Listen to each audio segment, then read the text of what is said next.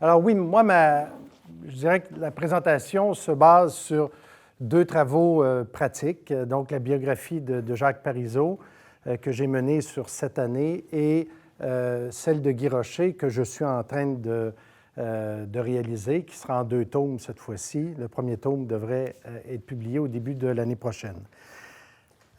Moi, il faut savoir que je suis avant tout un journaliste. Bon, maintenant, après un court passage à la politique, je suis dans l'enseignement et je suis en train donc de redéfinir une carrière beaucoup dans l'enseignement du journalisme politique et de la recherche dans ce domaine. Mais je continue, bien sûr, à avoir des projets d'écriture. Pourquoi? Parce que, ayant été 25 ans journaliste à Radio-Canada, je dirais que, et d'ailleurs ici, moi, c'est mon alma mater. J'ai fait mes études à Laval, j'ai fait mon bac en Sciences Po dans ce pavillon-ci, et j'ai fait un certificat une année en journaliste au CASO, ce qui m'a amené à Radio-Canada, 25 ans à la radio et à la télé. Et je dirais que dans la vingtaine, dans mes années de la vingtaine, ce que j'ai cherché à développer, c'est d'acquérir des connaissances pour mon idéal, qui était l'idéal journalistique, et ensuite, bon, d'être engagé, puis de développer des habiletés, des connaissances dans la pratique. Et ça, donc, j'ai fait ça, je suis rentré à la radio. Voyez-vous, j'ai terminé mes études en 87. Il y a eu un stage, j'ai été choisi pour faire un stage à la radio de Radio-Canada à Montréal et je suis resté dans le réseau comme ça, pigiste, et ensuite engagé à la radio et plus tard un passage à la télévision. Dans la vingtaine, donc, je fais du journalisme, j'apprends beaucoup. Quand arrive le début de la trentaine, je commence à avoir l'impression que mon idéal du journalisme se frappe à des limites que je considère inacceptables, c'est-à-dire la ponctualité, le direct, l'instantané, l'événement isolé en soi. Et j'ai l'impression que je ne vais jamais en profondeur, que je suis limité dans la capacité d'expliquer une situation qui va au-delà souvent de l'événement immédiat. Et pourtant, je suis un peu privilégié parce que je ne suis pas à la salle des nouvelles, je suis en affaires publiques. Donc, j'étais à une émission qui s'appelait Les Affaires et la vie, magazine économique à chaque samedi. On a une semaine pour préparer des reportages, des interventions en direct. Les reportages peuvent durer 12 minutes. Vous imaginez le luxe quand vous êtes à la salle des nouvelles, vous faites une 20, une 30, une 40. Et malgré ça, je sens qu'il y a des limites que je considère inacceptables. Donc, dans la trentaine, pour aller au-delà de ce que je considère être uniquement l'éphémère, je me suis dit, il faut écrire. Il faut bâtir un récit qui va aider, selon moi, à la compréhension d'une situation politique ou économique ou de quelque nature que ce soit. Et c'est ce qui m'amène à développer le projet d'une biographie de Jacques Parizeau. Parce qu'il y a une ouverture, une occasion qui se présente. Le lendemain du référendum, en 1995, Jacques Parizeau démissionne. Ça suscite un peu de surprise et tout. Il faut voir qu'il perd son référendum, mais par des poussières, mais quand même, il perd. Et il s'en va. Et moi, à ce moment-là, je suis un magazine économique. En plus, moi qui ai toujours aimé couvrir la politique avant tout, j'étais un magazine économique, j'aimais bien, mais j'avais l'impression que je voulais élargir un peu mon angle de couverture. Alors, avec le départ de Jacques Parizeau, je propose au réalisateur de faire un long reportage. On faisait des reportages, comme je vous dis, d'une douzaine de minutes, donc un peu plus long, sur l'héritage économique de Jacques Parizeau. J'avais un beau prétexte, on était une émission économique et tout, et je me permettais, bien sûr, d'aborder un peu le politique dans tout ça. Ce qui devait être un reportage de 20 minutes est devenu un reportage de 40 minutes. Donc, c'était un documentaire, on peut dire un documentaire radiophonique avec une recherche, et j'avais décidé de ne pas avoir la participation active de mon sujet d'étude, c'est-à-dire que les propos de Jacques Parizeau, je les prenais au moment où il était acteur, donc des archives, des choses comme ça, parce que je présumais, et je pense avec justesse, que Jacques Parizeau ne serait pas disponible, il s'en allait, c'est une fin de carrière qu'il aurait souhaité autrement. Donc, j'ai dit, je vais aller chercher des invités qui vont me parler de Jacques Parizeau et des extraits d'archives. Et par la suite, un journaliste d'expérience qui était à Ottawa, Jean Godin, Maurice Godin, me dit, Pierre, tu aurais peut-être des éléments pour faire un petit livre. Et là, bien, ça m'a pris 1 an, je dirais, pour réfléchir. Puis il a mis comme une mécanique, un petit engrenage dans ma tête qui s'est mis en marche, parce que pour moi, je voyais ça comme beaucoup trop énorme. Il faut que je vous raconte un peu. Moi, ma mère a été professeure au primaire, donc elle a valorisé beaucoup l'éducation et le livre.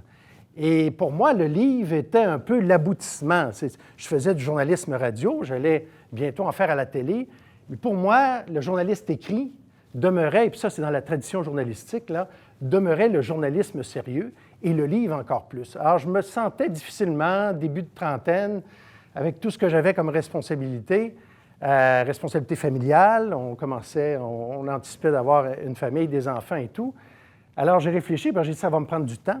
Et le milieu de l'écriture, on ne se met pas riche au Québec avec ça, hein? Les marchés sont petits, donc vous faites ça en plus de faire autre chose. Donc je demeurais journaliste à temps plein. Alors j'ai réfléchi pendant un an, puis j'ai dit non, l'envie est trop forte, puis je vais prendre donc Jacques Parizeau comme sujet d'étude et je vais faire une recherche journalistique approfondie. Et j'ai travaillé là-dessus pendant, donc, autour de 7 années, parfois à temps plein, d'autres fois les vacances d'été, les fins de semaine, etc. Ce qui devait être un livre en a donné 3, compte tenu de la vie active de Jacques Parizeau. J'ai développé à ce moment-là une approche qui était de dire, imaginez là un peu, Jacques Parizeau, c'est un personnage controversé. Hein? On l'aime ou on ne l'aime pas au Québec. En tout cas, à l'époque, c'était comme ça, parce qu'il y avait les indépendantistes, les fédéralistes, et Jacques Parizeau était très clair dans ses motifs, il n'y avait pas de langue de bois. Donc, il pouvait être à la limite un personnage polarisant. Moi, jeune journaliste à Radio-Canada, Société d'État du gouvernement fédéral, bien qu'il y ait une indépendance par rapport au bras politique, il y a un bras qui nous permet d'avoir une indépendance à l'endroit des partis politiques, il y a quand même un risque. Et donc, je me devais d'avoir une démarche journalistique qui soit inattaquable. Et j'ai rencontré M. Parizeau et je lui ai dit, M. Parizeau, je vais écrire une biographie non autorisée. Heureusement, son épouse, Alice Parizeau, était une écrivaine, donc il comprenait le concept. Et grosso modo, ce en quoi ça consistait, c'est de dire, vous collaborez, vous me permettez d'avoir accès à qui je veux. En fait, je ne vous demande pas la permission pour avoir accès aux gens, mais je savais que si je n'avais pas sa collaboration, il allait appeler ses anciens chefs de cabinet et d'autres pour dire « parle pas à Duchesne ». Bon. Alors, je me devais de clarifier tout ça. Et ensuite, je lui annonçais qu'il allait avoir accès au livre, mais une fois imprimé, hein, parce qu'on ne demandera pas au sujet d'étude de corriger l'ouvrage ou de censurer quoi que ce soit. Je ne l'invitais pas au lancement, parce qu'on créait auprès de l'opinion publique, possiblement, hein, on se voit les deux, un verre à la main, puis on lance le livre. Ça donne une image de complicité. Et je ne pouvais pas me permettre ça, étant un jeune journaliste qui avait encore une carrière à avancer. Je devais maintenir donc une forme d'indépendance en termes de contenu. Alors, je lui ai dit ça dès le début, clairement. D'ailleurs, j'avais parlé à des gens qui m'ont dit, avec Jacques Parizeau, sois clair. Et puis, s'il te dit oui à tes conditions de façon claire, il ne reviendra jamais là-dessus. Et ce qui s'est avéré vrai, parce que je dois vous dire que par la suite, il y avait dans son entourage des gens qui voulaient remettre en question des éléments de l'entente, et lui est demeuré toujours fidèle à la parole qu'il avait donnée. Donc, évidemment, pour moi, là, j'avais l'occasion d'aller un peu plus loin dans le journalisme, c'est-à-dire, j'avais l'impression un peu qu'on faisait, j'ai rien contre les photographes et les photographies, c'est génial, mais j'avais l'impression de faire des photos dans le journalisme, et je voulais maintenant être capable d'avoir un film, c'est-à-dire de pouvoir suivre un événement, un personnage, avec toute la complexité que ça ajoute. Mais justement, dans un monde où l'information, puis ça ne s'est pas corrigé depuis, où la profusion de l'information avec cet appareil-là est devenue énorme, l'accès est devenu très facile, on n'a même plus besoin d'acheter un journal ou d'aller à un endroit particulier ou d'avoir un abonnement en général. Donc, il y a un problème d'accumulation et comment on fait les liens, comment on attache les événements. Parce que je dis souvent à des gens, hein, l'être humain n'est pas un ordinateur. L'ordinateur peut recevoir des données. À la limite, c'est des traits qu'on reçoit et l'ordinateur va traiter. Mais l'être humain n'est pas fait comme ça. L'être humain a besoin qu'on puisse, et là, c'est le rôle du journalisme, quant à moi, d'envelopper, hein, pas le moins possible de subjectiver, mais d'envelopper et de faire un fil long, non pas des traits comme des données simplement présentées. Et je trouvais que la biographie politique est un outil fantastique. Alors, avec cette démarche que je développe, j'ai fait 50 rencontres avec Jacques Parizeau, 150 heures d'entrevue, c'est des séances d'environ 3 heures, 2 heures et demie, et j'ai rencontré 120 personnes. Alors, ça allait du professeur de l'école primaire, très vieux, mais qui vivait encore, à des collègues, à des adversaires politiques. Et là, je vous mets en garde, les adversaires politiques, ce n'est pas toujours des libéraux dans ce cas-ci, c'est des péquistes. Parce qu'en politique, Jacques Parizeau m'a appris un paquet de choses, mais en politique, souvent, tes ennemis les plus redoutables sont dans ta propre formation. Hein? Alors ça, on découvre ça aussi, on voit ça, et c'est assez intéressant. Je m'apercevais en même temps que, je vous ai mis quelques noms parce que c'est des personnages, des penseurs qui m'ont inspiré au moment où je l'ai fait, puis ensuite, par la suite, en réfléchissant à ce que j'avais construit. Raymond Aron, qui était un philosophe, sociologue, professeur, a fait beaucoup de journalisme. Hein, pendant des décennies, dans le Figaro, écrivait des textes, mais attention, c'était de l'analyse politique approfondie à l'époque de la guerre froide, à l'époque du régime présidentiel français. Bon, quelqu'un d'assez profond. Et je voyais des entrevues, on lui disait, « M. Aron, êtes-vous satisfait de votre carrière? » Parce qu'il avait fait une carrière universitaire, mais aussi beaucoup présente dans les journaux. Et il disait, finalement, j'ai choisi la facilité, le journalisme. Ah, j'ai dit, tiens, ça m'intéresse. Et pour lui, tout en se disant très respectueux du journalisme et des journalistes, disant même que plusieurs journalistes, selon lui, étaient plus intelligents que bien des universitaires, disait, il y a un piège dans le journalisme, c'est de perdre le sens de la durée. Et là, ça avait de l'écho pour moi. Parce qu'évidemment, si on n'est que dans la ponctualité, si on n'est que dans le jet, on perd la durée. Et ce que je m'aperçois aussi, plus on avance, je dirais, c'est la discontinuité. Et la compréhension de notre société devient complexe quand on n'est plus capable d'établir des liens. Et je me permets même de citer Aron. Il le dit, donc j'ai choisi le chemin de la facilité. On risque de perdre le sens de la durée, disait-il. On risque de perdre le sens des questions fondamentales et on se satisfait trop facilement des commentaires suggérés par les événements. Et quand je vois le type de journaliste qui se pratique actuellement, surtout aux États-Unis, je vois qu'on est beaucoup dans la personnalisation, hein, le scandale quotidien, alimenté d'ailleurs par un personnage assez particulier. Et ça, c'est le piège du journalisme. Hein. Et je trouvais qu'Aaron, je trouve encore qu'Aaron avait bien ciblé la situation. Bon, la biographie, c'est quoi? Moi, c'était un peu le titre de la présentation que je vous fais, c'est de saisir la réalité. C'est une quête pour la réalité. Je parle de la réalité, je ne parle pas de la vérité. La vérité, je considère que c'est un peu plus complexe. Mais la réalité, parce qu'il y a plusieurs réalités. Hein? Et quand on rencontre un personnage comme Jacques Parizeau et on fait des entrevues avec plusieurs autres, on s'aperçoit qu'il y a plusieurs déclinaisons. Hein? Il y a des perspectives différentes. Et là, bien, il fallait que je puisse m'armer, si je puis dire, d'une méthodologie qui me donne la capacité d'aller saisir la réalité ou les réalités. Toutes les entrevues étaient enregistrées, étaient transcrites à la main et ensuite classées. Et ça, je dois dire que la transcription des entrevues, ça m'a été bien utile. Parce que comme il y a plusieurs perspectives sur un événement où on a des interprétations différentes, évidemment, quand vous publiez, et moi, je suis un jeune journaliste, pas de réputation établie et tout, donc je vous rappelle, là, tu ne veux pas perdre ton nom, tu ne veux pas perdre ta réputation, tu ne veux pas, aux yeux de la communauté des journalistes, tu ne veux pas affaiblir ta crédibilité, tu veux la rendre plus solide, donc ton travail doit être inattaquable. Alors, j'avais une démarche qui, et si vous avez l'occasion de voir l'ouvrage, vous allez voir que j'ai des notes de bas de page à chaque page. Hein?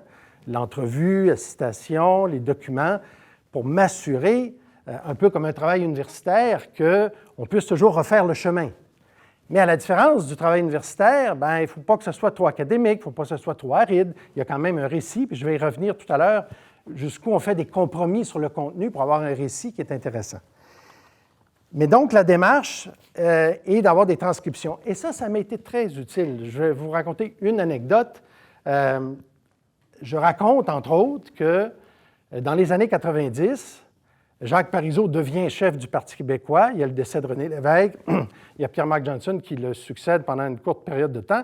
Et Jacques Parizeau devient le nouveau chef du Parti québécois. Il y a un autre leader dans la société québécoise qui pousse, qui est Lucien Bouchard, qui était et qui est, lui, au gouvernement fédéral, avec le Parti conservateur, et qui va fonder le Bloc québécois.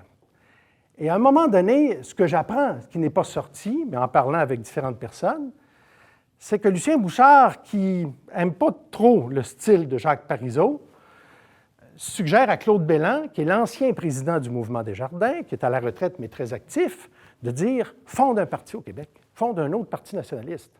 Claude Belland lui dit « oui, mais là, il y a le Parti québécois. Oui, mais ça ne marchera pas, ils sont trop, les péquistes sont trop des croisés, puis Jacques Parizeau est trop radical. » Et bon.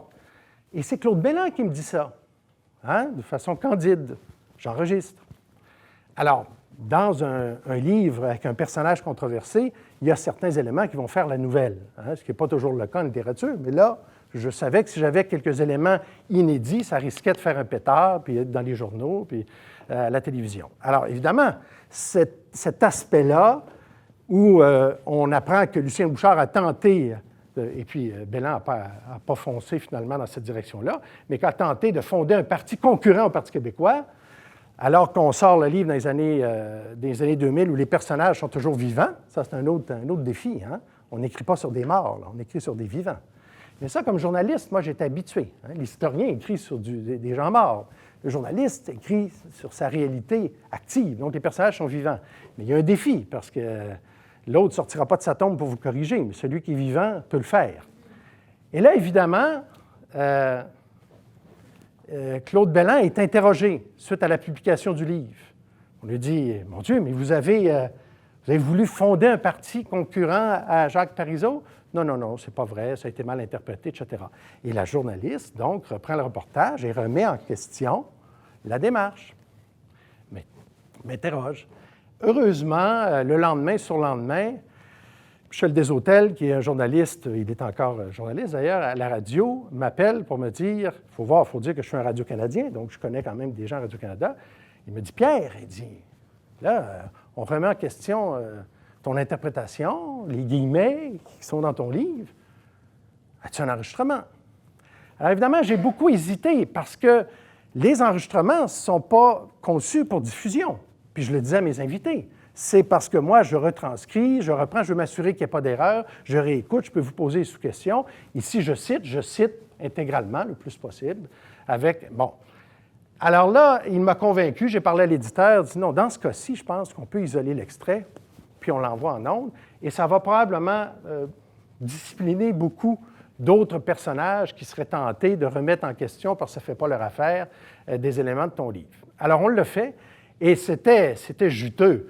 Parce que dans l'extrait, Claude Belland disait « Oui, mais je m'en rappelle comme c'était hier. Je vous le dis, M. Duchesne, je m'en rappelle. Il m'a dit on devrait fonder... » Alors, on met ça en ondes. Évidemment, Claude Belland, quelques années après, je l'ai recroisé dans le Salon du Livre, il dit « Je m'excuse, tu sais, j'avais eu... Lucien Bouchard m'avait fait une colère incroyable, puis je devais... » puis tout ça. Bon. Mais vous voyez un peu la nécessité d'avoir une démarche, surtout sur des personnages controversés, surtout, je dirais, dans le domaine politique, mais... Je pense même dans tous les autres domaines. Du moment que vous rentrez dans la controverse, il est bon pour la personne qui bâtit la biographie de s'assurer d'avoir des éléments de protection pour protéger sa crédibilité. Bon. Alors, l'histoire de vie, c'est ce que j'ai... Parce que ce n'est pas un récit de vie. Le récit, on laisse parler le personnage. On lui laisse toute la place, il raconte tout. L'histoire de vie, dans la définition que j'ai, c'est que tout n'est pas vu de l'œil ou de la bouche du sujet. Bien sûr qu'on lui donne un espace très important. Je vous l'ai dit, j'ai fait 50 entrevues avec Jacques Parizeau. Mais il faut aller meubler, il ne faut jamais, et ça c'est mon biais journalistique si vous voulez, il ne faut jamais être prisonnier de la seule version du sujet d'étude. parce qu'on le sait, hein, on est tous humains, quelquefois, on a tendance à vouloir avoir une représentation de soi-même qui est toujours positive. Or, dans les faits, on a tous fait des fois des erreurs, on n'est pas toujours satisfait de gestes ou de décisions qu'on a prises. Bon, alors, le biographe ne doit pas être naïf, ou la biographe ne doit pas être naïf. Il faut être conscient de ça. Alors, l'histoire de vie permet d'aller chercher des versions. Et j'avais eu un débat d'ailleurs avec M. Godin, qui est biographe de René Lévesque, qui lui disait « Non, on ne peut pas écrire une biographe sur un sujet vivant. On est trop lié, il vit, on s'auto-censure et tout. » Et pour lui, ce n'était pas possible. Et moi, je lui disais « Non, mais écoutez, je crois que si le sujet est vivant, si on se dote d'une démarche et d'une approche méthodologique rigoureuse, il y a moyen d'établir une distance. Et en plus, le très grand avantage d'un personnage vivant, c'est que lorsque vous avez des témoignages qui remettent en question sa version, vous l'avez devant vous, vous pouvez le confronter, vous pouvez revenir. Et là, vous le voyez, puis souvent, c'est intéressant, moi je vous le confirme, parce que des fois, ah oui, d'accord. Alors, je vais vous préciser, là, j'avais dit ça, mais là, et là, on ajoute. Hein, ce n'est pas nécessairement un mensonge, mais on ajoute, puis là, on met un contexte. Ah, OK, là, on saisit, et là, on voit l'ensemble, hein, là, on soulève le drap, puis on voit l'ensemble du paysage. Et c'est pas mal plus instructif pour celui qui lit ensuite, qui comprend les dimensions.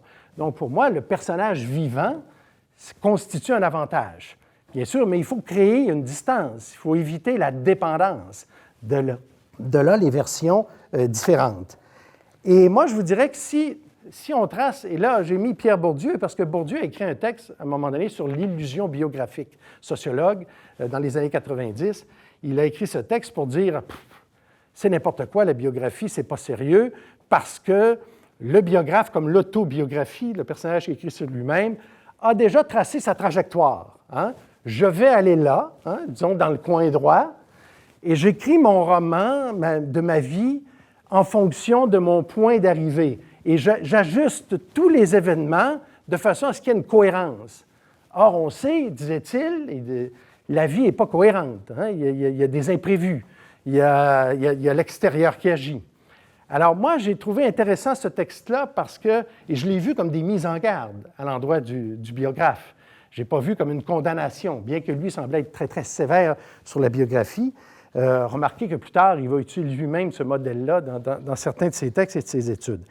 Mais donc, il a raison, et ça nous sert. La vie, il faut faire attention. Hein? Moi, le tome 1, c'est le croisé. Alors, si je détermine mon titre en ne tenant pas compte du contenu et que c'est parce que c'est dans un but marketing et que je veux démontrer ensuite que j'ai raison, bien là, on va essayer de reconstruire, hein, faire de la reconstruction. Alors, le titre ne doit pas être écrit avant, il doit être écrit, il doit provenir après, ça doit être la conclusion ou l'élément qui s'ensuit, et non pas l'inverse. Alors, la trajectoire, c'est une flèche. Évidemment, on ne sait pas où a fini.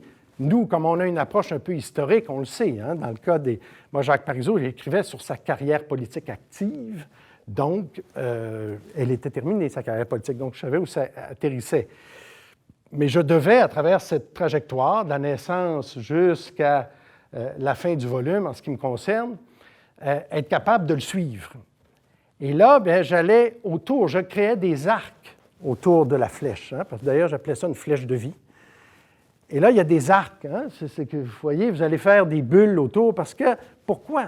Parce que la société agit sur l'individu. Bourdieu, lui, dit l'individu a peu de... Je simplifie là, sa pensée, là, il l'explique de façon beaucoup plus éloquente, mais pour lui, l'individu est un peu une marionnette. C'est le système, c'est beaucoup l'approche marxiste aussi, là, c'est le système qui définit les caractéristiques, puis les humains, là-dedans, ont peu d'influence. Dans la société dans laquelle on vit, il y a beaucoup de gens qui croient ça aussi, hein, que les systèmes nous écrasent et qu'on a peu d'autonomie. Bon, moi, je pense que l'individu a une autonomie. J'ai mis Thomas, qui est un sociologue du début du 20e siècle de l'École de Chicago. Thomas étudiait les individus. Il a fait une recherche magnifique sur les Polonais qui sont venus vivre aux États-Unis, à Chicago et ailleurs. Donc, il s'est servi même de la biographie, il s'est servi du récit de vie pour essayer de comprendre la sociologie et de comprendre les humains.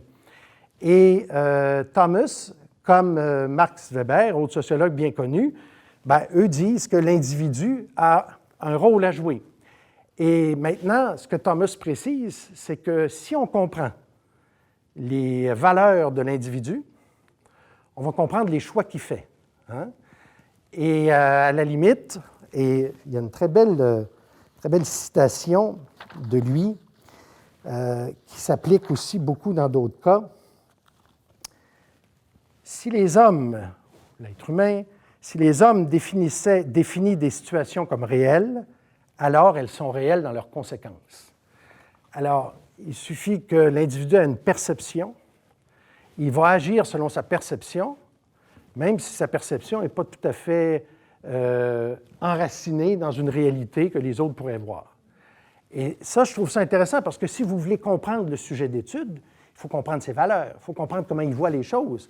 Maintenant, comme biographe, la deuxième posture, une fois qu'on est dans l'approche de compréhensive dont Weber parlait, bien là, la deuxième approche, c'est qu'on se retire. On n'est pas dans sa perception, mais on l'a compris. Ensuite, bien, là, on construit ce que j'appelle les arcs autour de la flèche, c'est-à-dire le contexte, qui agit, qui interagit. Et là, ça nous permet de comprendre la subjectivité de l'autre. Et on l'utilise, sa subjectivité. Pour moi, c'est un choc, parce que quand on est journaliste, on combat la subjectivité. Hein? On se dit le plus possible à la recherche de l'objectivité des faits. Et là, dans l'approche du biographe, il faut que vous alliez, je pense que quand on veut bien faire son travail, il faut rentrer dans l'univers de celui ou de celle qu'on étudie, comprendre sa subjectivité, donc on comprend les comportements. Puis souvent, vous allez vous retourner dans l'histoire familiale. Hein? Puis là, vous saisissez un paquet de choses, vous êtes capable de les expliquer. Et là, après, on ressort. Donc, vous êtes toujours dans deux mouvements. Vous êtes proche, à un moment donné, pour ne pas être contaminé, vous vous éloignez. Hein? Le syndrome de Stockholm, hein? On est collé, puis on devient sympathique, on devient bon. Alors, il faut créer des postures différentes. Et je vais vous donner des exemples concrets par rapport à Jacques Parizeau. Je pourrais vous parler un petit peu de Guy Rocher aussi, parce que je suis quand même pas mal avancé, même si l'ouvrage n'est pas encore publié. Mais dans le cas de Parizeau, par exemple, c'est intéressant parce que Parizeau, dans sa vie professionnelle, il est mort maintenant, puis la fin de sa carrière politique, ça a été un indépendantiste, redoutable, très clair, très affirmé. Or, au début de sa vie, dans une famille bourgeoise, canadienne-française, plutôt conservatrice. Il s'en va au HEC, puis un peu de nationalisme qui monte dans la société, mais lui est plutôt distant. Hein? Et il s'en va étudier en France, il fait son doctorat, premier Canadien-Français d'ailleurs, à avoir son doctorat de la London School of Economics. Et pour lui, les vraies affaires, là, c'est l'Angleterre. Et lui, il veut demeurer, si ça n'avait été que de lui, il aurait été un professeur en Angleterre, puis il ne se serait pas mené avec un statut international et tout. C'est ce qu'il voulait faire. Maintenant, François Béranger, qui était le professeur des HEC qui lui avait permis d'aller en Europe, lui avait dit « Tu vas là, mais quand tu as terminé, il y a une attache, là, tu reviens. Il y a un élastique, tu reviens au Québec. » Parce qu'Anger était un nationaliste. Lui, ce qu'il voulait, c'est former une phalange de jeunes économistes canadiens-français pour percer au Québec. Donc, il revient. Mais c'est un peu contre sa volonté. Et pour lui, le vrai gouvernement, c'est le gouvernement à Ottawa. Le gouvernement fédéral, c'est un gouvernement sérieux. Il y a des mesures sociales, l'assurance chômage et tout ça. Suite à la guerre, ils sont embarqués dans des mesures d'aide de nature sociale. Et pour Jacques Parizeau, ça, c'est un vrai gouvernement. Alors, qu'est-ce qui se passe? Il arrive au milieu des années 50. Le Québec n'est pas très intéressant pour un intellectuel comme lui. On est dans le régime de Maurice Duplessis où on ne valorise pas beaucoup les études, où on valorise peu le sens critique. Bon, alors, tout parle en faveur toujours de son attrait premier pour le gouvernement fédéral. Alors, comme c'est un économiste, il va voir la Banque du Canada, qui est l'institution économique. Et il s'attend peut-être à avoir une fonction intéressante. Or, ce que lui offre la Banque du Canada, c'est de dire très bien, M. Parizeau fait des études, doctorat et tout. Vous semblez parler anglais parfaitement, avec l'accent british d'ailleurs. Il était revenu avec le petit pinch puis le parapluie et les souliers noirs. Il y avait vraiment un code d'imitation parfaite. Et on lui dit très bien, vous parlez bien anglais, traduisez-nous les rapports annuels. en français. Donc, ce qu'on a à faire à Jacques Parizeau, un doctorat frais, c'est de traduire les rapports en français. Alors, il raconte qu'il était au 4e étage, la Banque du Canada, et comment les concierges arrivaient, concierges canadiens-français, hein, à l'époque, c'est bon. Et là, eux, sont sûrs, parce qu'au 4e, c'est les patrons, c'est la direction de la Banque du Canada. Donc, c'est un anglophone, donc ils se mettent à parler français. Hey, tu as vu le gars dans le fond, pop, pop, pop. Et là, Jacques Parizeau est étonné, il dit, écoutez, ça suffit, là. Il parle français. Bon, ils sortent. Alors, premier événement intéressant, hein? Jacques Parizeau veut percer à Ottawa. On dit, tu vas traduire. Bon, très bien. Deuxième événement, dans le domaine des pâtes et papiers, c'est anglo-saxon. Et les pâtes et papiers, aujourd'hui, c'est moins important, on le voit à cause de la numérisation et tout, mais c'est une industrie fondamentale au Canada, la forêt, les pâtes, le papier. Et il y a un acteur francophone au Québec, c'est la compagnie Roland, Lucien Roland, qui fait partie de cette rare bourgeoisie canadienne-française et qui est très actif. Donc, il voit ce jeune Canadien-français, il arrive avec un doctorat, il dit, viens, il y a des ententes internationales sur le commerce et il faut maintenir les barrières tarifaires. À l'époque, on est plutôt là. Sinon, si on les élimine, on ne sera plus capable d'être compétitif avec les Américains et d'autres pays. Il engage Jacques Parizeau comme conseiller économique. Il est membre d'une table des membres de la compagnie canadienne, l'Association canadienne des pâtes et papiers, CPPA. Mais évidemment, c'est anglo-saxon, c'est unilingue anglais. Alors, il est membre de tout ça. Et il me raconte un épisode, et je pense que ça vaut la peine de vous le lire pour, encore une fois, comprendre un peu comment l'événement peut être structurant, parce qu'il n'a pas cherché, lui, à se mettre dans cette situation-là. Alors, il participe à ces comités, à ces discussions, et à un moment donné, bien sûr, la réunion a lieu souvent à Montréal, mais cette fois-ci à Toronto. Et là, on discute. Et après la discussion sur les tarifs, la position de l'industrie, les gens vont au Canadian Club, on va prendre un verre, on va jaser. Jacques Parizeau, comprenez qu'il parle anglais parfaitement, avec un accent british. Il a l'air d'un bourgeois, complet 3 pièces. Il ne fait pas très canadien-français ouvrier, lui-là. Hein? Donc, il se mélange très bien à cette société, à ce groupe de dirigeants des pâtes et papiers. Alors, on se dirige vers le bar. On prend un verre tous ensemble, relate Jacques Parizeau. C'est à ce moment que M. Thompson, de la Dominion Tar and Coal Company, se met à expliquer fièrement, en détail, avec enthousiasme, comment leur filiale, Howard Smith, qui est installée au Québec par l'intermédiaire de Domtar, comment elle manœuvre pour s'assurer qu'il n'y ait aucun Canadien français au-dessus du grade de contremaître à la compagnie. Hein? On arrête, les contremaîtres, c'est le plus haut niveau. Et là, il raconte comment. Alors, ils sont ravis, Thompson est triomphant, tout le monde rit, puis les autres présidents confirment la stratégie. Si vous avez des grands-parents qui ont travaillé dans les pâtes et papiers ou autres, vous leur rencontrez. Moi, je viens du Saguenay, on me racontait bien sûr qu'au Saguenay, c'est comme ça se passait. Bon, alors, là, à un moment donné, M. Thompson regarde Jacques Parizeau. Lui, il est le seul qui ne rit pas, il ne trouve pas ça drôle. Et là, il lui dit « Oh, sorry, Jacques, sorry. » Il vient de réaliser que c'est un Canadien français. Bon. Alors, réalisant l'impair qu'il vient de commettre, Thompson lui adresse ses excuses. Et là, Parizeau de me dire « Je n'ai jamais autant eu l'impression d'être un corps étranger qu'au Canadian Club ce soir-là. » Jacques Parizeau ne répond pas aux excuses du maladroit personnage. Il hausse les épaules en signe d'exaspération, puis il va s'asseoir seul au bar. Donc, deuxième événement, il ne l'a pas cherché. C'est un fédéraliste, là, Jacques Parizeau. Il ne l'a pas cherché. Alors, moi, je trouve que ces événements-là de la société extérieure sont intéressants à étudier, parce qu'il n'a pas décidé, là, son père dit « Tu vas faire l'indépendance, tu vas être premier ministre ». Non, c'est pas ça, là. C'est pas construit comme ça. Il voulait, je pense, travailler. Pierre Fortin, un économiste que vous connaissez peut-être, me racontait, je lui ai fait lire sa thèse de doctorat, sa thèse de maîtrise, puis j'ai dit, dites-moi un peu. Puis il me dit, Parizeau, à la fin des années 50, était un des rares au Canada, anglais-français, à avoir des compétences et il aurait pu être gouverneur de la Banque du Canada. Alors, il dit, de savoir qu'il traduisait en français les rapports annuels, c'est un peu aberrant, mais ça explique bien, je pense, le contexte social dans lequel on baigne à ce moment-là. Le troisième événement, il est plus anecdotique, mais il est tout aussi intéressant parce que François-Albert Béranger le ramène au HEC, je vous ai dit, et il y a une revue, l'Actualité économique. Or, à ce moment-là, il y a seulement 2 revues au Canada spécialisées, un peu de nature universitaire, où on parle de l'économie, l'Actualité économique, et une revue anglophone. À l'époque, on fonctionne avec des abonnements.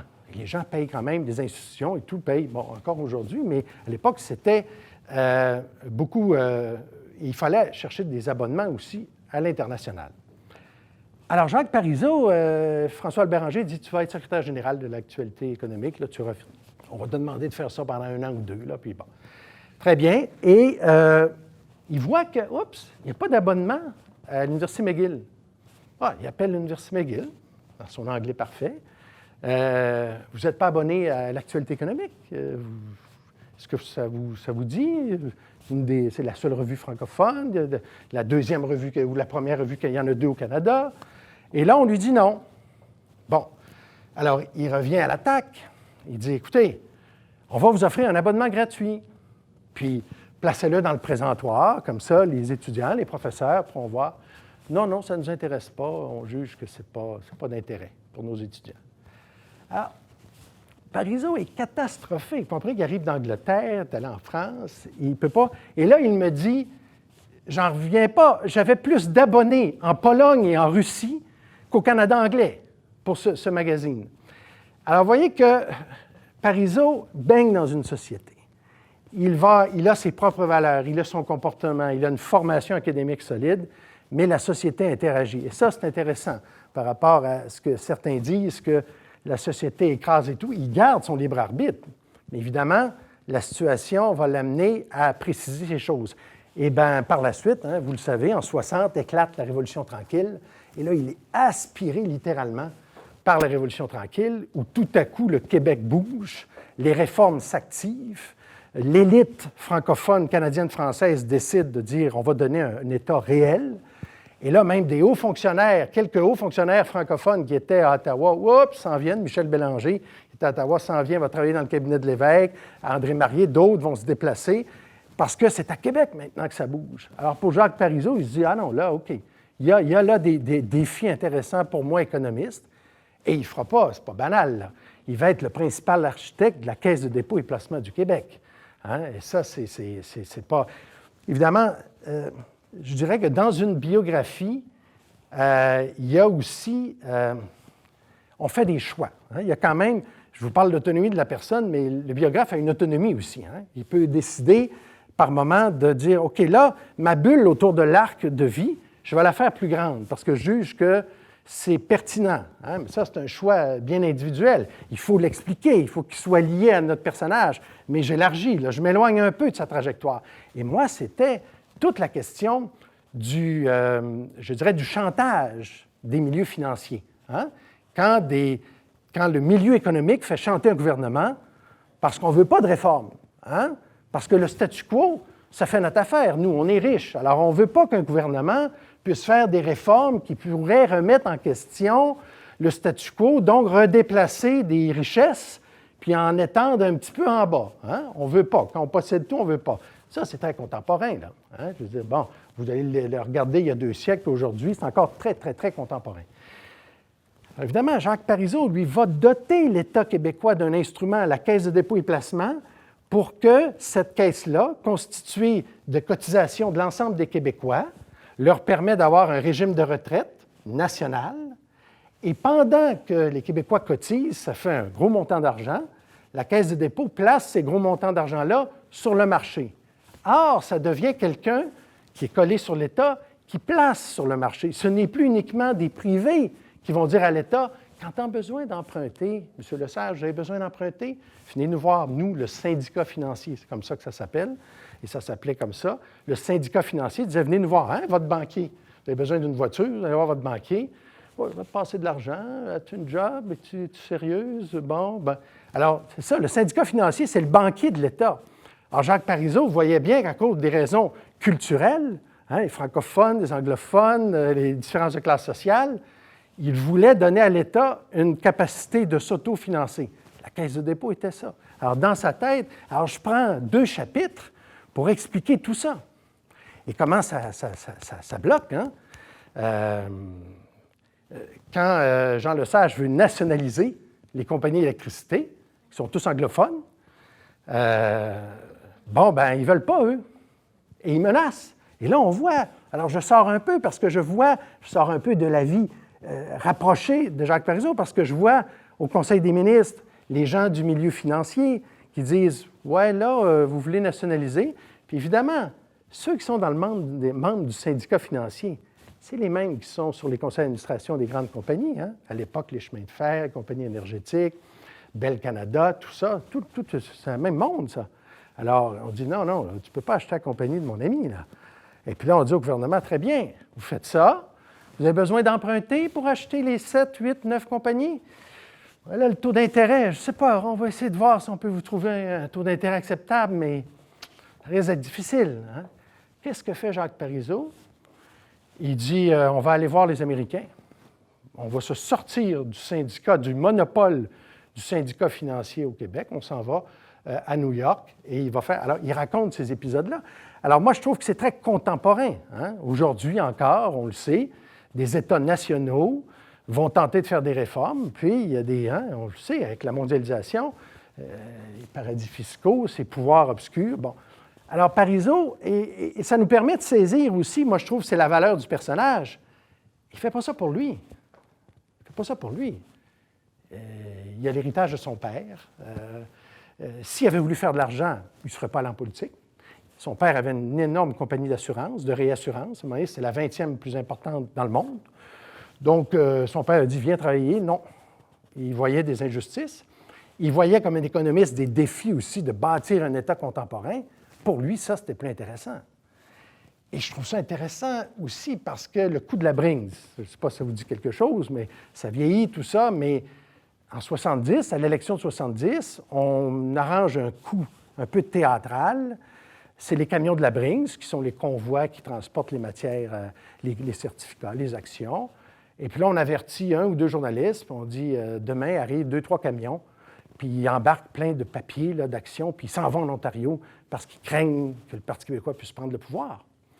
Or, Parizeau voit ça, et Parizeau dit, c'est ridicule, ces papiers-là, ça ne vaut rien, on pourrait les brûler. C'est juste une preuve que c'est détenu et tout. Donc, il défait, mais lui, il fait ça parce qu'il dit, il y a une injustice. On est en train de désinformer une population parce qu'il y a un système que les gens ne comprennent pas toujours, des actions et tout. Alors, il dit, c'est bête. Alors, il y a une valeur chez lui, morale, qui est de dire, on ne peut pas rouler les individus dans la farine comme ça. C'est faux, c'est une manipulation. Alors, c'est intéressant de voir ces traits de caractère-là ressortir. Bien sûr, il n'y a pas juste du positif. Il nous reste quoi, une dizaine? Alors, bien sûr qu'il y a du positif dans tout ça, mais bien sûr qu'il y a du négatif aussi. Hein? Puis quand je vous dis qu'on prend la distance avec le sujet d'étude, je vous raconte un épisode, puis là, ça fait partie de la démarche, c'est la triangulation. Hein? Vous allez avoir... l'événement se passe à la permanence du Parti québécois en octobre 70. C'est grave. Des gens ont enlevé un ministre, Pierre Laporte. Des gens ont enlevé un conseiller commercial britannique. Bon, alors là, le gouvernement fédéral réagit fortement, proclame la loi des mesures de guerre. Qu'est-ce que c'est la loi des mesures de guerre? La police peut entrer chez vous, vous embarquez, pas d'accusation. On supprime les droits et libertés parce qu'il faut donner des pouvoirs extraordinaires à la police pour trouver les mutins. Bon, alors le Parti québécois a un peu de difficulté avec ça, évidemment. Et là, par triangulation, je réussis à raconter comment ça se passe le soir à la permanence du Parti québécois, le soir où on va découvrir mort le corps de Pierre Laporte, le ministre, dans le coffre arrière d'une voiture. Parce que le Parti québécois, ce soir-là, a convoqué un exécutif spécial, extraordinaire. Jacques Parizeau est président de l'exécutif du PQ. René Lévesque est président du parti. À l'époque, il y a le président du parti, plus le président du comité exécutif. Et là, il y a 4-5 personnes qui sont là. Il y a Pierre Marois, il y a Louise Arel, il y a Louis Bernard, il y a Serge Guérin qui va devenir plus tard le chef de cabinet de Jacques Parizeau. Il y a bien sûr Jacques Parizeau qui me parle. Lévesque, on le voit à travers ses livres. Il y a au moins 5 personnes que je peux interviewer. Donc, c'est de la triangulation. Hein? C'est comme si vous faites un carré, mettez vos points, puis là, ces gens-là se voient tous. Donc, vous les faites parler. Hein? C'est un peu une approche d'enquête policière, si vous voulez. Vous les faites parler. séparément. Racontez-moi. Et là, il y a des événements qui cristallisent des personnalités et qui vont nous aider ensuite, pour le lecteur, va l'aider à comprendre pourquoi il s'est comporté comme ça et tout. Et non, ça va aller, c'est bon. Et ce qui se passe, c'est qu'on voit bien que René Lévesque, lui, apprenant la mort de Pierre Laporte, est dans son bureau, il en pleure, il est en larmes, il a une crise de larmes, il trouve ça dur. C'est un humain qui est mort. Il l'a connu. Pierre Laporte est un ancien journaliste. Lévesque était journaliste. Ils se sont croisés dans les années 50. Ensuite, ils ont été dans le même gouvernement. Les deux ont été dans le gouvernement Lesage. Donc, pour lui, il y a un attachement humain. C'est une réaction excessivement émotive humaine. Parizeau, de l'autre côté, est tout excité. Il fait venir Pierre Marois dans les toilettes de la permanence et il ouvre les robinets. Marois lui dit, quoi, il y a des micros partout, des micros. Il faut enterrer le bruit. Là, il dit, aucun bon sens. Loi des mesures de... Et là, c'est l'analyste, l'analyste universitaire, l'académicien. Loi des mesures de guerre, illégitime, adoptée par un gouvernement, une réaction terrible. Un groupe de jeunes ont tué un ministre en réagissant à l'action du gouvernement. Ils ont emprisonné des centaines de personnes. On se dirige vers, il faut demain un communiqué, on fait une déclaration publique, il faut dire ça à René Lévesque, il faut que demain il sorte pour dire le gouvernement fédéral est responsable de toute cette chose-là. Et là, Marois lui dit, bien là, Marois était près un peu émotivement de Lévesque, donc lui dit, écoutez, Jacques, je ne pense pas que c'est le bon moment. On va attendre un peu, là, je pense que c'est dur. Hein? Une nouvelle, là, il y a mort d'homme, là, puis il l'a connu. Puis... Non, il faut activer, il faut se préparer, il faut avoir de la stratégie, il faut... Et il va dans le bureau de Lévesque. Et là, il commence à expliquer ça à Lévesque. Et Lévesque qui fume, et à l'époque, on avait des gros cendriers en verre et tout. Lévesque fume, et Marois me raconte, et Louise Arel me confirme, il prend le cendrier, puis il lance à Parizeau Stas, évidemment, heureusement, cendrier et tout. Épisode. Et ça, pour moi, c'est très révélateur. Un, c'est théâtral, intéressant pour le lecteur. Mais deux, vous comprenez là deux personnages importants de la société québécoise. Les deux vont être premiers ministres, d'ailleurs, à des moments différents. Mais Parizeau sera toujours collé sur Lévesque, son ministre des Finances. Parizeau sera toujours la caution économique, parce que les Québécois ont peur, le discours indépendantiste, on va se trouver dans une situation de fragilité économique. Donc, Lévesque se sert beaucoup de Parizeau, qui est un peu la caution économique, l'économiste, l'homme qui dit « nous sommes capables » et tout. Lévesque joue plus sur l'émotion, sur la capacité, la fierté, il joue beaucoup là-dessus. Donc, vous avez un duo très efficace. Et là, on comprend aussi qu'est-ce qui fait qu'un personnage va susciter l'adhésion des Québécois au-delà des partis. René Lévesque a été apprécié, même au Canada anglais. Il y a une partie du Canada anglais qui aimait bien René Lévesque, humainement, dans son allure et tout. Et Jacques Parizeau va devenir premier ministre, mais il y aura un rapport différent avec le public. Moi, j'aime dire que les Québécois ont aimé René Lévesque et ils ont respecté Jacques Parizeau. C'est pas pareil, ça. C'est pas la même chose. Bien sûr que les militants les plus indépendantistes ont adoré Jacques Parizeau, mais là, je généralise. Donc, les événements sont souvent... il y a quelque chose qui se cristallise et qui vaut la peine dans la méthode, d'aller chercher des témoignages pour être sûr de ne pas se tromper. Et évidemment, il y a des marges d'erreur. On peut se tromper. Et quand on se trompe, bien évidemment, il faut corriger, trouver des façons, mais la seule façon d'éviter les erreurs, c'est d'interviewer. Je vous raconte une autre histoire. Quand je parlais des réalités, il y a bien sûr les réalités qu'on veut raconter. Il y a celles qu'on ne veut pas raconter parce qu'on juge que ce n'était pas des bons coups.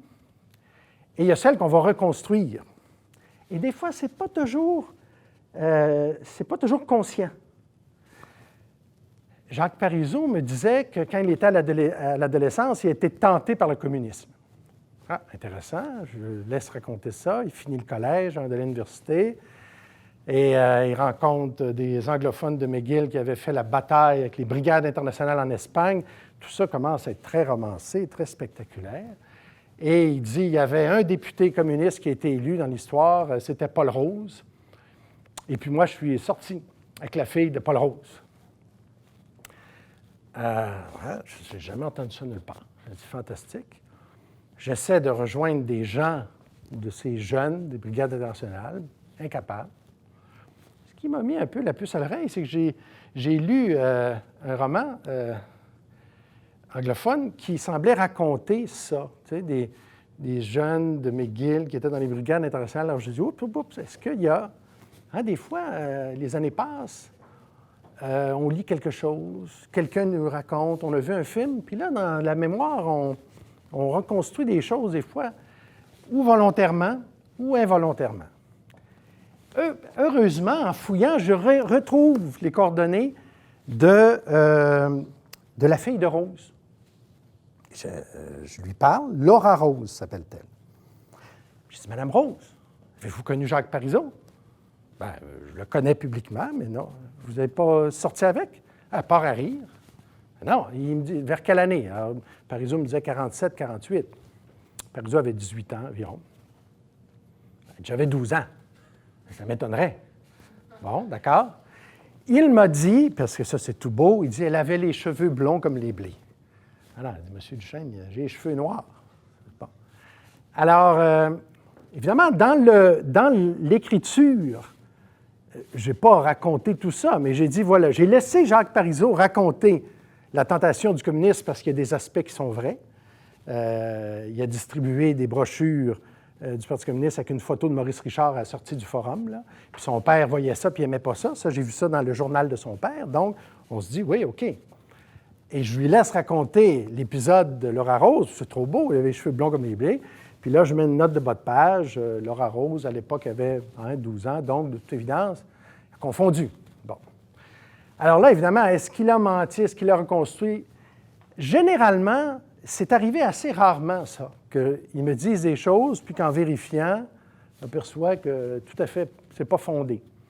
Donc, je ne peux pas conclure, moi, en disant il a menti ou il a tenté. Non. Vous savez, quelquefois, nos souvenirs, on les rebâtit, puis on les croit fermement. Puis là, après, vous reparlez à votre mère ou à votre père, vous dites, mais hein, c'est pas passé comme ça du tout. Et puis là, c'est des mononcles, il y a tout un phénomène.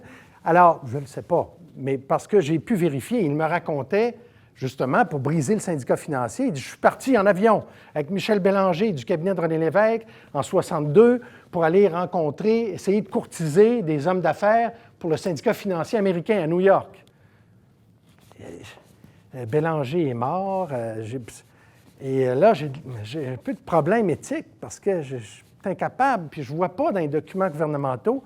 Et en allant ici, d'ailleurs, le CASO, les archives nationales sont ici, le responsable me dit, écoute, on va voir, à l'époque, l'État était moins gros qu'aujourd'hui. Conseil du Trésor, il y a des factures, il y a des permissions. Quand c'est des voyages à l'étranger pour du personnel, ça venait du bureau du premier ministre. Hein? C'était assez limité. Regarde ça. Je me mets à fouiller, 62 sur certains mois. Ah!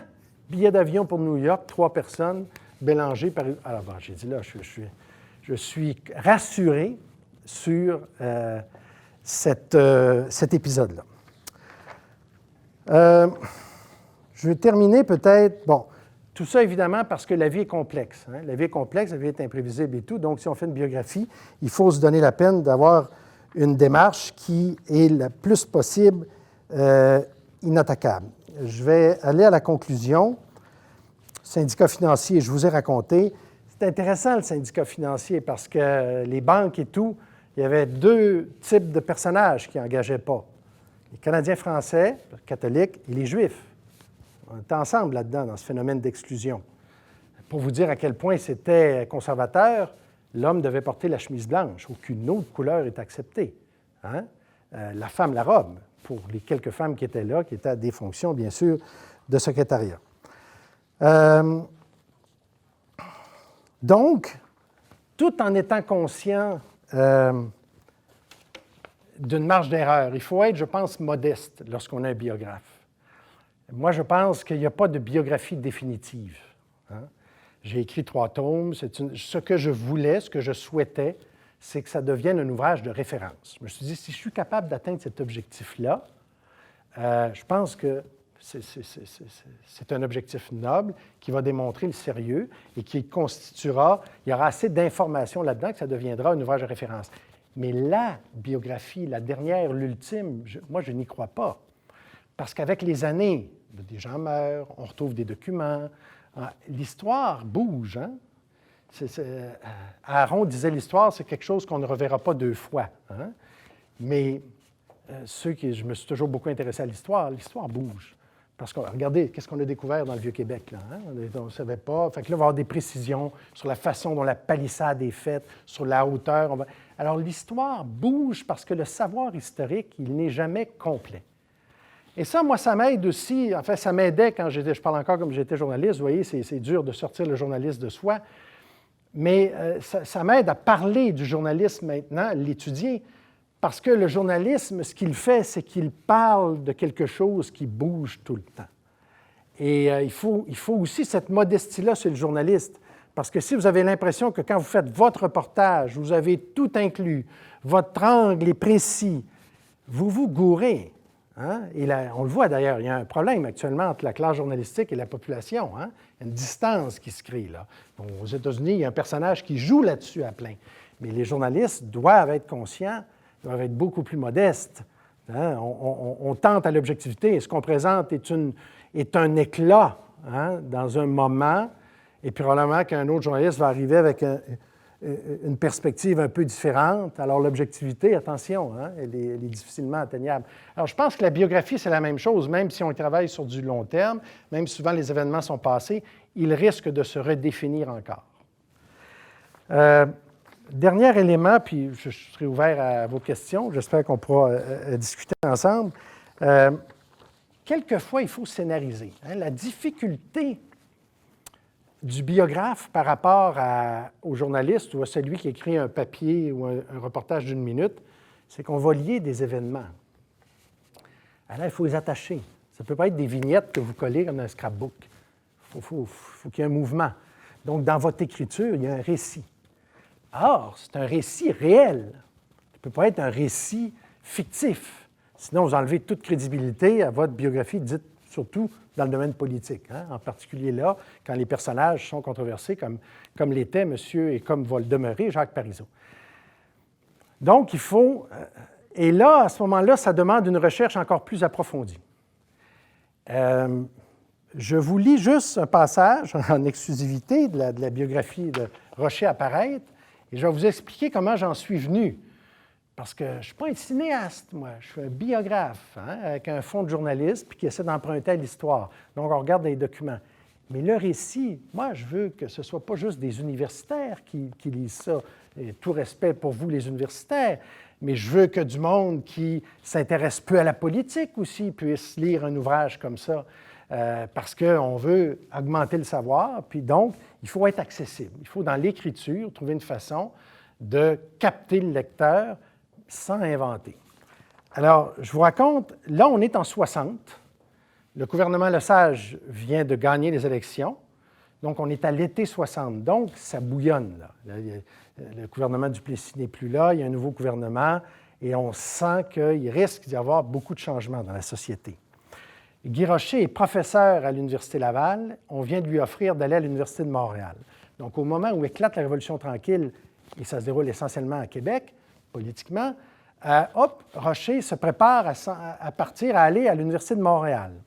Son ami, qui est aussi un professeur ici de l'Université Laval, Arthur Tremblay, va être aspiré par la Révolution tranquille. Mais là, vous avez deux amis qui savent qu'ils vont se séparer, là, physiquement. Hein? Puis que bon, alors... Fait que je vous lis, c'est un paragraphe, puis je vais vous expliquer comment j'ai pu me permettre d'aller là. Alors, le soleil persistant de juillet rend la baignade agréable. L'eau tempérée du fleuve permet à Guy Rocher d'immerger tout son corps pendant qu'il réfléchit avec nostalgie à son parcours. Voilà plus de 10 ans qu'il habite à Québec, d'abord comme étudiant, puis comme professeur, avec un court mais riche intermède à Cambridge, l'Université Harvard. La tête au-dessus des flots, il observe ce majestueux Saint-Laurent qui charrie ses masses d'eau devant la capitale, qui lentement s'écoule vers l'océan. Sa chevelure blonde se soulève sous la caresse de la brise chaude. Peu à peu, le fleuve s'immobilise, paralysé par l'incertitude. C'est l'étale, ce moment où la marée inverse le courant. La marée montante ordonne maintenant au fleuve une nouvelle direction à prendre et pousse le courant vers Montréal, là où son destin l'amène, à Montréal. Le fleuve est si étroit, se dit-il en son fort intérieur. Vais-je regretter Québec? Se retournant, pour voir sur le bord sur la terre ferme, il aperçoit ses filles jouant sur la plage étroite de Cap-Rouge avec les 2 enfants de Pauline et Arthur Tremblay, Suzanne et Pierre. Juste à côté, assis sur une chaise de soleil, Arthur Tremblay lui fait signe de revenir sur la terre ferme. Délaissant le grand fleuve et son habit d'eau, il atteint le rivage. En s'approchant de son ami, il songe à la distance qui bientôt les séparera. En s'approchant de son ami, il songe à la distance qui va les séparer. Cela le rend triste. Puis Arthur Tremblay s'adresse à lui. « Guy, j'ai quelque chose d'important à te dire. » Bon, je ferme. Et évidemment, ce qu'il va lui dire est important. Il va lui dire « Hey, tu sais-tu quoi, je quitte l'enseignement. Paul Gérin-Lajoie, nouveau ministre dans le gouvernement Lesage, veut que je sois son principal conseiller. Il est ministre de la Jeunesse, puis il souhaite qu'on crée un ministère de l'Éducation. » Bon. Alors, c'est un moment important, là. Alors, vous avez vu, là, il fait soleil. Bien, j'ai demandé à Rocher qu'il me raconte. Il dit, je me souviens, là, la dernière rencontre avec Arthur Tremblay sur le bord de l'eau, à son chalet à Cap-Rouge. C'était émouvant. Ah, j'ai dit, tiens, ça, c'est un moment, je veux le raconter. Hein? Parce qu'on ne peut pas toujours arriver, comme on dit dans le métier, avec du hard news, là. Il faut être capable de raconter l'émotion, les moments aussi, oui, juste d'émotion, parce que là, les 2 amis savent que la distance va faire que, on ne sait pas ce qui arrivera de notre amitié. Donc, il me confirme qu'il fait beau. Je lui dirais, décrivez-moi, là, le fleuve est large à cet endroit-là et tout. Et là, finalement, j'ai appelé la Société d'histoire, là-bas, de Cap-Rouge. Je dis, madame, le chalet d'Arthur Tremblay, il n'est plus là. On peut-tu aller le voir? Oui, avec quelqu'un de la place. Donc, on est allé en voiture. Là, il était là. OK. Et que je voyais, la plage est où? Bon. Mais là, elle avait été transformée. Fait qu'il y avait un vieux propriétaire. Il me raconte, oui, mais avant. Puis j'ai dit, est-ce que c'est des escaliers pour remonter au chalet? Parce que moi, j'avais déjà l'idée, ils prennent les escaliers de bois. Non, c'est un sentier. Bon. Alors, je fais ces efforts pour être capable de nous rapprocher, bien sûr. Alors, il y a un côté, on essaie de romantiser un peu, mais on s'appuie sur les faits. Alors ça, évidemment, ça demande du temps, mais ça permet ensuite de dire aux lecteurs qui me disent « Ah, vous avez inventé ça. » Non, c'est comme ça. Alors, est-ce que la marée montante a changé à ce moment-là? Bien sûr que ça, je ne suis pas allé jusqu'à voir dans les heures des marées montantes à cette date approximative qui est quand même début juillet, mais j'ai utilisé un phénomène qui se déroule de toute façon pour dire le cours de l'eau change, s'en va vers Montréal ou va Rocher. Ça, c'est l'événement où je suis allé, je dirais, le plus loin dans la mise en scène. Mais encore une fois, c'est crédible, hein? Ce n'est pas totalement impossible.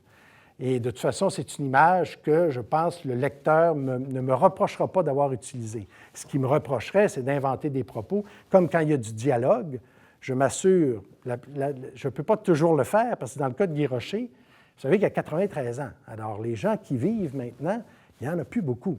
Donc, c'est beaucoup la démarche de l'historien que je dois adopter. Alors qu'avec Parizeau, il y avait 65 ans. Donc, j'étais capable de... Qu'est-ce qui s'est passé? Alors là, j'avais 2 versions sur un dialogue.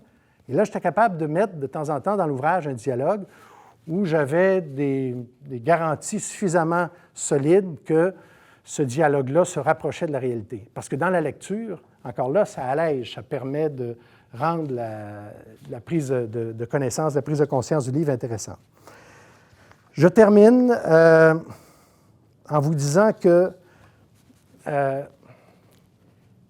la biographie, dans le cas de Parizeau, comme dans le cas de Guy Rocher,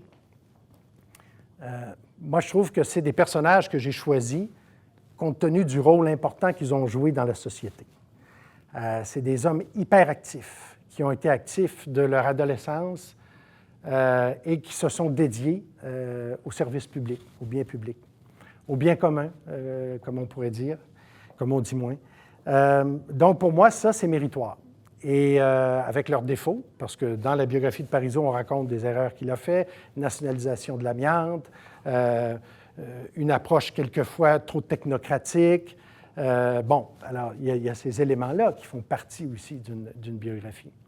Mais les 2 personnages sont intéressants, Parizeau en particulier, parce que lorsqu'arrive la décision de faire le référendum en 1995, si ce n'avait pas été de l'individu Jacques Parizeau, il n'y aurait pas eu de référendum en 1995. D'ailleurs, Jacques Parizeau voulait faire un référendum en juin, en même temps que la Saint-Jean-Baptiste, en juin 1995. Mais tous ces ministres tremblent. Les députés ont peur. Des gens aujourd'hui, là, Bernard Landry, qui est mort aujourd'hui, Landry a dit à Jacques Parizeau, alors que Parizeau était prêt à quelques jours de déclencher la campagne référendaire à l'automne, il dit non, non, non, Jacques, il faut arrêter ça, on va perdre. Alors, tout le monde autour de lui avait peur. Lucien Bouchard, qui était chef du Bloc québécois, ne voulait pas, a tout fait pour, à tout le moins, amoindrir la question, la rendre la moins indépendantiste possible.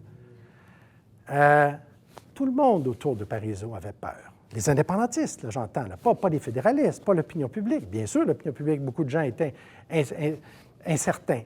Mais on parle des gens, là, c'est ceux qui disent on est les combattants. Et donc, il n'a pas pu tenir son référendum en juin. Trop de résistance. Il n'est pas fou, Parizeau. Et puis, alors, il a fait d'énormes sacrifices. Il s'est assuré d'aller chercher la société civile. Françoise David, qui par la suite va s'opposer à Lucien Bouchard et créer le parti qu'on connaît aujourd'hui, qui a fait tant mal au Parti québécois. Dernière élection, on l'a vu.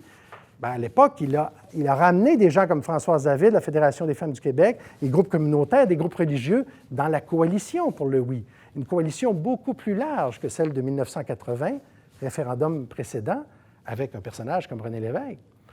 Pendant la campagne référendaire, son chef de cabinet, Jean Royer, lui dit « M. Parizeau, il nous manque une coupe de points pour gagner. Là. Vous êtes premier ministre, vous êtes le chef de la campagne du oui, mais ça ne fonctionne pas. Il faut aller chercher quelques points. Il faut aller chercher Lucien Bouchard. Il faut le faire passer devant vous. » Lucien Bouchard est aimé par les gens.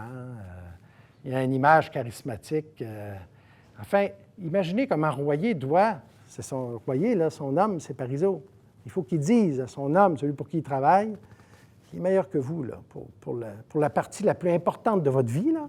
Ce pourquoi vous avez travaillé depuis 30 ans, là, que vous avez tout, c'est votre engagement à temps plein. Là.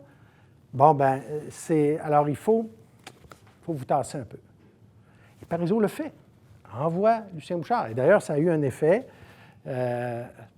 au niveau de la campagne, en tout cas. Donc, Parizeau, si ça n'avait été pas de lui, on peut clairement démontrer, je pense, dans une biographie, que l'individu, là, a joué un rôle fondamental. Et c'est pas banal. Hein? Un référendum dans l'histoire d'une nation, c'est pas banal. Imaginez s'il l'avait gagné, en plus. Il l'a perdu, mais par très, très peu. Hein? Des dizaines de milliers de voix, c'est très, très peu. Là. Même pas un point de pourcentage. Là, hein? Ça a été bon. Alors ça, c'est intéressant. Rocher, il est intéressant pour autre chose qui redevient très contemporain. Parce que Parizeau, à la limite, on pourrait dire que pour l'instant, tout le débat de la question nationale est un peu en retrait. On verra ce qui se passera dans l'avenir. Les prochaines générations vont définir ce qu'on va faire du statut du Québec, mais pour l'instant, ce n'est plus à l'avant-scène. Dans le cas de Guy Rocher, sur lequel je travaille, c'est toute la question de la laïcité, parce que n'oubliez pas que lui, il va être membre de la commission parents, qui va proposer la création du ministère de l'Éducation, mais qui va dire qu'il faut enlever ça des groupes religieux, là. Hein, les collèges classiques et tout, il faut arrêter. Là. Ils sont bien gentils, les frères, les sœurs ont fait des choses, mais là, ils sont à bout de souffle. Il faut que l'État puisse prendre en main, et il faut laïciser, il faut séculariser la société et tout. Et je trouve que c'est très intéressant dans le débat actuel parce qu'on le voit, la religion revient comme question d'une autre façon, pas comme dans les années 60, mais elle revient dans notre société. Or, c'est intéressant de suivre un personnage et de rappeler, je dirais à ceux qui ont moins de 50 ans, puis ça fait pas mal de monde, là, que le Québec avait une expertise comme société ultra-catholique pour passer d'une société religieuse à une société laïque. Hein, on le fait, et de façon paisible. Il n'y a pas eu de révolte et de gens. Alors, je trouve que c'est deux personnages qui ont un intérêt. Alors voilà, c'est l'essentiel de la présentation que je voulais vous faire.